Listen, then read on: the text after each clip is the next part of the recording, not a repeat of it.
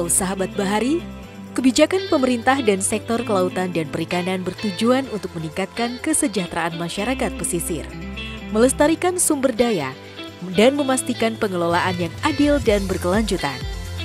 Kementerian Kelautan dan Perikanan menerapkan kebijakan Blue Economy bertujuan untuk mengoptimalkan pemanfaatan sumber daya laut dengan tetap memperhatikan keberlanjutan lingkungan. Ini melibatkan integrasi sektor perikanan, energi terbarukan, pariwisata bahari, serta pengelolaan ekosistem laut yang mendukung pertumbuhan ekonomi yang inklusif dan ramah lingkungan. Penerapan kebijakan ini diharapkan dapat menciptakan keseimbangan antara pembangunan ekonomi dan pelestarian sumber daya alam laut, serta meningkatkan kesejahteraan masyarakat pesisir Indonesia. Data statistik Kementerian Kelautan dan Perikanan tahun 2023 menunjukkan bahwa produksi perikanan Indonesia tahun 2023 sebesar 24,74 juta ton yang terdiri dari produksi perikanan tangkap sebesar 34% dan produksi perikanan budidaya sebesar 66%. Tantangan yang dihadapi oleh nelayan dan pembudidaya khususnya skala mikro dan kecil adalah penurunan mutu ikan akibat minimnya ketersediaan sarana rantai dingin sehingga menyebabkan harga jualnya menjadi rendah. Sarana rantai dingin atau cold chain sangat penting dalam industri perikanan karena berperan vital dalam menjaga kualitas, kesegaran, dan keamanan produk perikanan. Industri perikanan sangat bergantung pada pengelolaan suhu yang tepat untuk memastikan bahwa produk-produk ikan dan hasil laut tetap dalam kondisi terbaik dari proses penangkapan atau budidaya hingga sampai ke konsumen akhir. Tanpa sistem pengelolaan suhu yang memadai, industri perikanan akan menghadapi risiko penurunan kualitas produk, kerugian ekonomi, dan kesulitan dalam memenuhi standar regulasi baik di pasar domestik maupun internasional. Oleh karena itu, investasi dalam fasilitas rantai dingin yang efisien sangat penting untuk menjaga daya saing, keberlanjutan, dan pertumbuhan industri perikanan secara keseluruhan.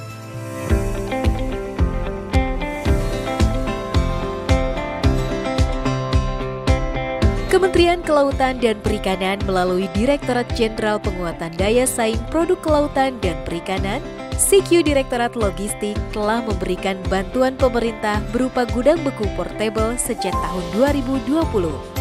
Gudang beku portable adalah tempat penyimpanan hasil perikanan pada suhu tertentu, dengan atau tanpa air blast freezer yang dilengkapi pondasi, atap atau rumah pelindung, genset, dan peralatan pendukung. Memenuhi persyaratan sarana untuk berproduksi yang baik, penerapan sanitasi higienis, mudah dalam pemasangan, dan dapat dipindahkan. Bantuan pemerintah gudang beku portable tahun 2024 mempunyai kapasitas 10 ton sampai dengan 50 ton dengan atau tanpa dilengkapi ruang pembekuan cepat atau air blast freezer.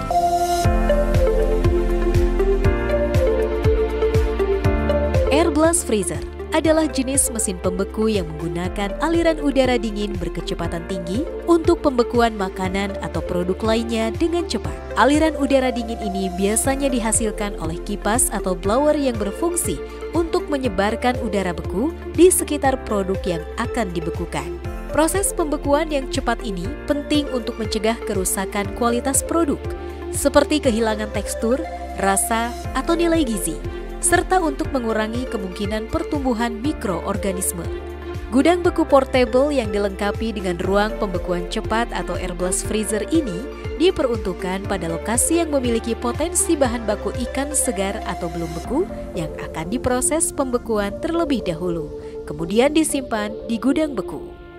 Komponen gudang beku portable yang dilengkapi dengan ruang pembekuan cepat atau air blast freezer: 1. Ruang penyimpanan.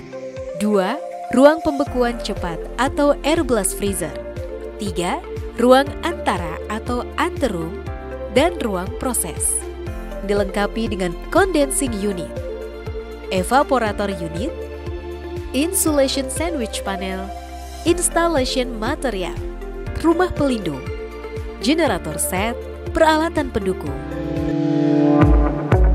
Bantuan pemerintah gudang beku portable tahun 2024 diberikan kepada kelompok masyarakat, masyarakat hukum adat, lembaga swadaya masyarakat, lembaga pendidikan dan lembaga keagamaan yang memiliki kegiatan usaha di bidang kelautan dan perikanan sebanyak 10 unit yang tersebar di Kabupaten Aceh Jaya, Kabupaten Lebak, Kota Tangerang Selatan, Kota Jakarta Selatan, Kabupaten Karawang, Kabupaten Subang, Kabupaten Garut, Kabupaten Pangandaran, Kabupaten Bau-Bau, Kabupaten Karangasem.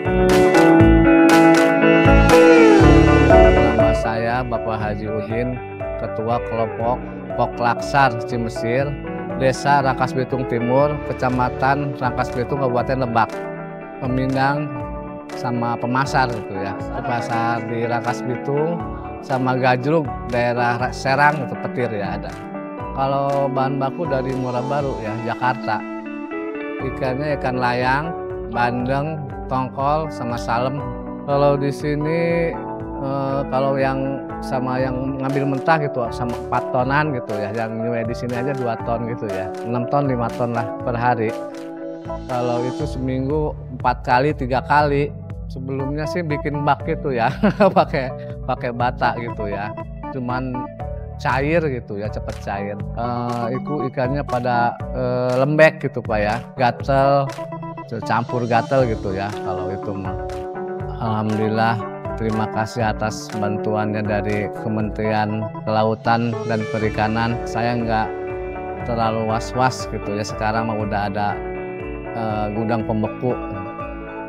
Nama saya Agung Winardi, Ketua Kelompok Berkah Bersama Subang.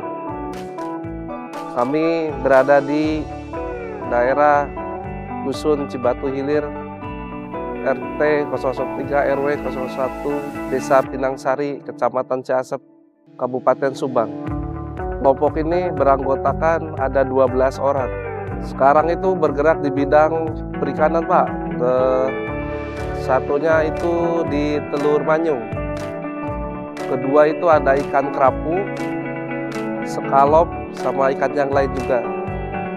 Untuk bahan baku sendiri rata-rata kita ambil di Indramayu, ada juga dari Kalimantan sama dari Jawa Tengah.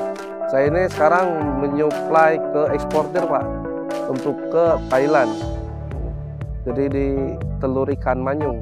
Kendala terbesar saya itu ketika pemesanan banyak, terus penyimpanan kami ini tidak sesuai Pak. Jadi terkendalanya di situ. Ketika nyetok barang banyak, disitulah banyak rejectnya. Kualitas itu menurun dikarenakan nggak ada penyimpanan. Sedangkan kapasitas kami ini terbatas freezernya. Nah, jadi dengan adanya cold storage ini sangat membantu bagi kelompok kami dan juga warga di daerah sekitar juga, kebantu juga Pak. Saya nggak takut lagi untuk nyetok barang, terus menyuplai ke orang eksportir, ya, dan kualitasnya juga sangat bagus dibandingkan dengan size freezer. Melalui bantuan pemerintah, sarana gudang beku portable diharapkan dapat berdampak langsung terhadap mutu ikan, pasokan, ketersediaan, keterjangkauan, dan kestabilan harga ikan di tingkat industri maupun konsumsi rumah tangga. Tentu saja keberhasilan dari program ini sangat ditentukan oleh kerjasama dan komitmen seluruh pemangku kepentingan terkait mulai dari tahap persiapan, pelaksanaan, sampai dengan pemanfaatan bantuan pemerintah sarana gudang beku portable.